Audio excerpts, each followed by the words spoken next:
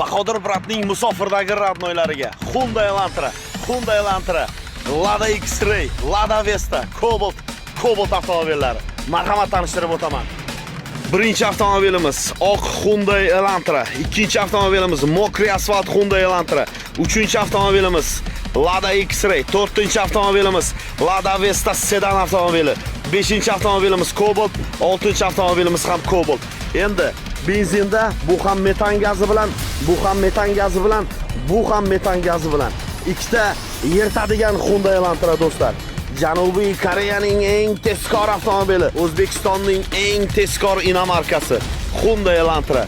Bunaqasi hali bo'lmagan. Biz hali 2 marta ikkita Hyundai Elantra qo'ymaganmiz. Bunisi sensatsiya bo'ldi do'stlar. Hammaga omad tilayman do'stlar.